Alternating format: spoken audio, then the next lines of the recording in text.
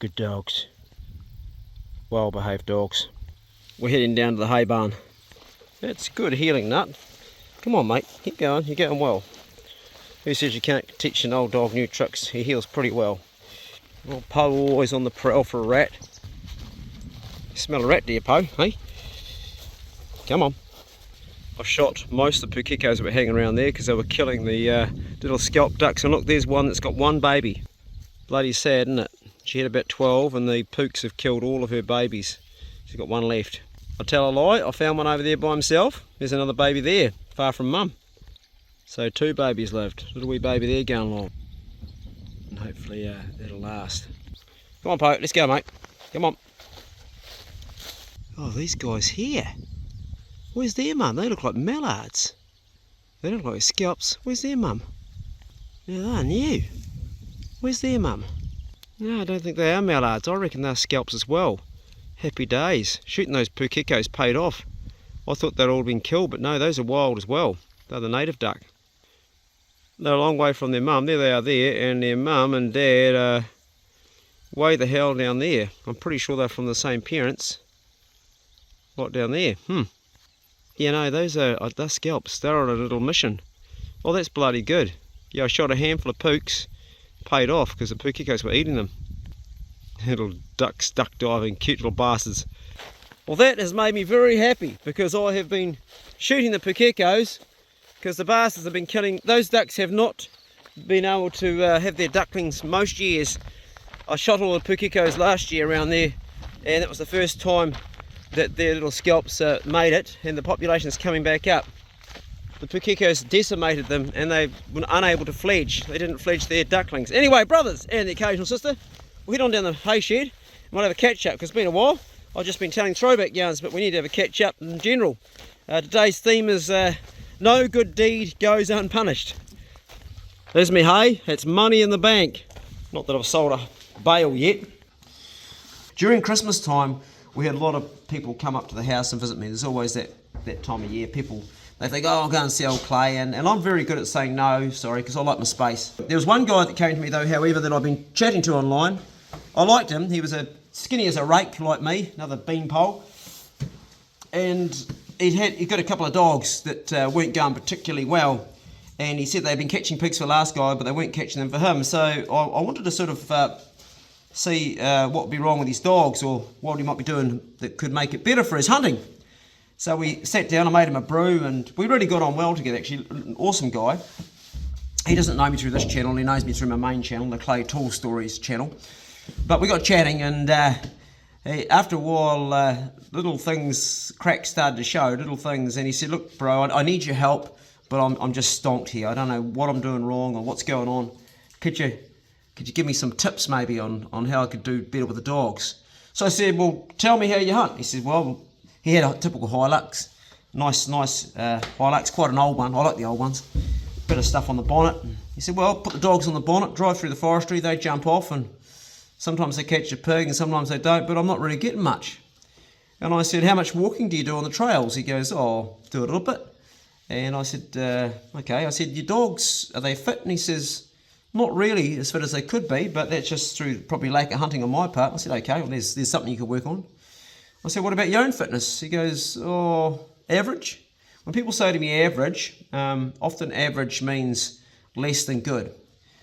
And I said, well, let's go for a walk around the farm. We'll take my dogs for a walk and let's talk about it. So I just went for a walk with him, and it didn't take me too many steps to work out that even though he was slim and looked fit, he was completely unfit. We just went up the hill at the back of the farm here on Murray's, my neighbour's property, and we were talking and walking, and he couldn't talk. He was breathless, and it was just general walking. And we got back to the farm and made another brew, and he was quite buggered. And it's hot weather right now. And I said, bro, I hate to say it to you, but you're incredibly unfit. I'm an old guy that's got 2 disease processes, cancer and heart disease, and I'm fitter than you. And you're younger than me, and you were struggling to keep up and talk as you walked down the farm. And he just was like, what? And I said, yeah. I said, you're not fit, bro. He was like, fuck off. And he really got pissed off with me. And I said, bro, it's an observation, and to hunt pigs, you've got to be out walking the trails and the ridges, you can't just drive on the road. Some guys do, but if they bonnet, they're only getting what's close to the road, and there's plenty of guys that catch a lot of pigs like that. But the best chance is to get out and walk. I've got very, very average dogs, and I catch the occasional pig. I don't have good dogs, and the reason I catch the occasional pig is I walk everywhere. If I had really good dogs, I might bonnet, but I don't have good dogs. So I've never had really good dogs, but I still get enough pork to put some meat in the fridge. He was like, I'm fit, bro. I'm fit as. And I said, well, you're not fit. And he just didn't want to hear it. So the whole good buzz, it dropped right down. And I could see him processing it. I said, I'll tell you what.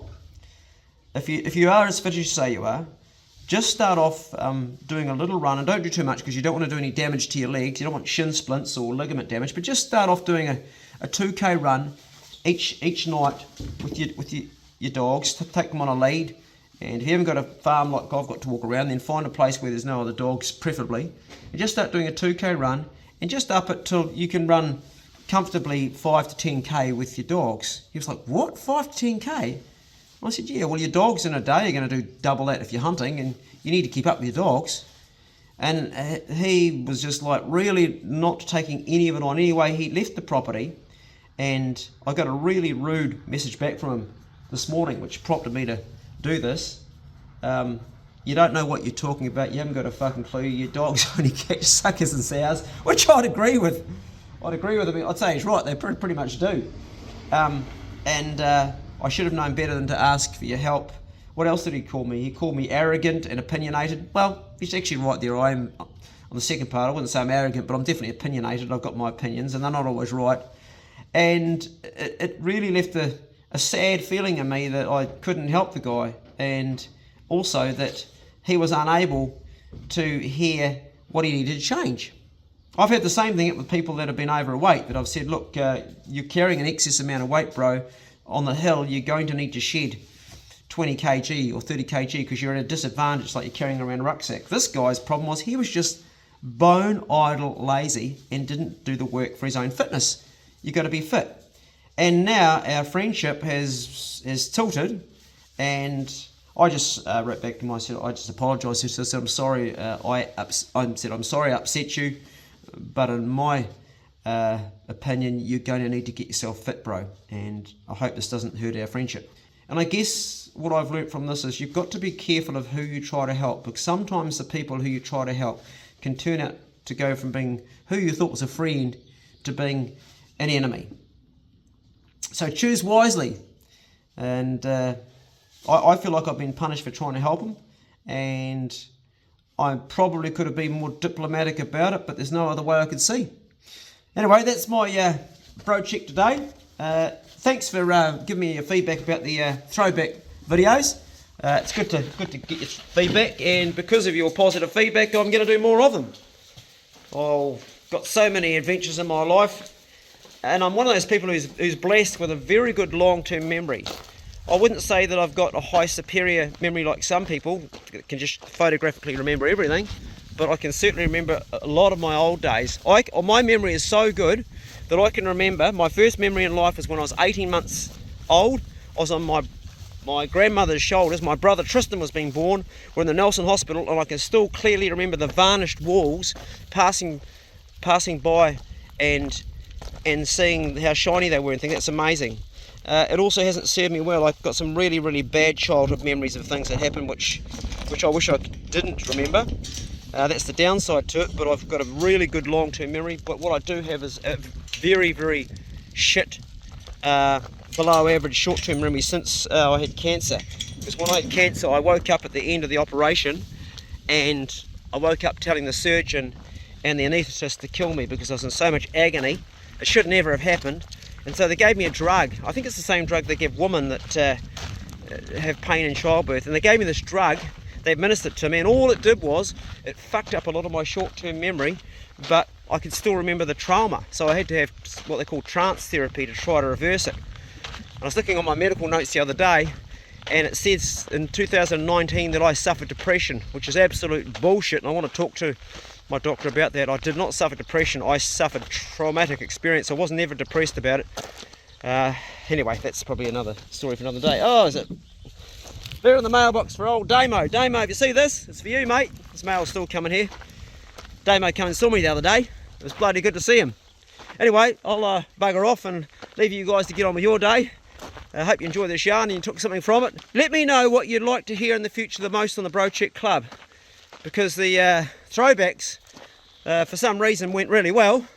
Normally they've gone shit, but they went really well, and 400 new people of you good bastards subscribed to the channel last month, which was quite a lot, I thought, for a wee channel which doesn't really try to push its subscription rate. I don't care about that, but it was quite a lot of people to jump on board, and that was just because I was telling stories. And they weren't tall stories either, they were actually real life stories, so you guys have actually enjoyed those. So if you want more of that, let me know, or if you want more of just general talks like this, let me know, because I don't really know what you guys want until you tell me. Okay, go steady. If you know a brother who's struggling, go check on him and do something for him, and do it without any kerfuffle. Just go around and do it. You have a mate that you suspect is struggling, don't ring him up and say, how you doing? Just go around and see him, because more often than not, guys that are struggling will say they're fine when they're not. You don't know, you might even save a life. And if you know a brother that's been punished for doing a good deed to somebody, share this video with him so he can relate and put his 2 cents worth below on how to broach the subject of helping people without them retaliating and turning foul and nasty against you. People don't like to hear things about their bad habits. They like to have a bias that supports their bad habits. The same as people don't like to hear things about what they might be doing wrong with their eating or their lifestyle. And sometimes it's better to keep your trap shut, isn't it? Right, I'm out of here. Hey, check out the house truck. Young Jody will be staying here very soon. Julie painted it. What an awesome woman. She just painted that, made it tidy. Anyway, Jody will be here soon and be looking after him for a while. Go steady. See ya. Okay, dogs, come and get your posse yum. Come on. Time to go back in your box. Time to go back in your box. There you go, mate. You get in your box. Good boy. Come here, boy. Take this rope off you, eh? Good dog. You're a good dog, aren't you? You stay there, Nut. Before you know it, it'll be cold weather again. We'll be putting away the fishing rods, getting out the knives, sharpening them up, charging the collars, taking you little wankers all out to catch a pig, eh? Especially you, eh, Pace? Fucking right, man. I'm hungry to go for a pig hunt. Right, let's get some tuck into you, eh? You want your posse yum? Eh? You want your posse yum? Damn right you do. Bloody lucky dogs. Jeez, they have a good life around here. Oh, there we go. There's the box. Cut up. The fridge, not that it's going. The uses that there are for old second-hand fridges. Anyway, that's their tucker today. Good old posse yum. See ya!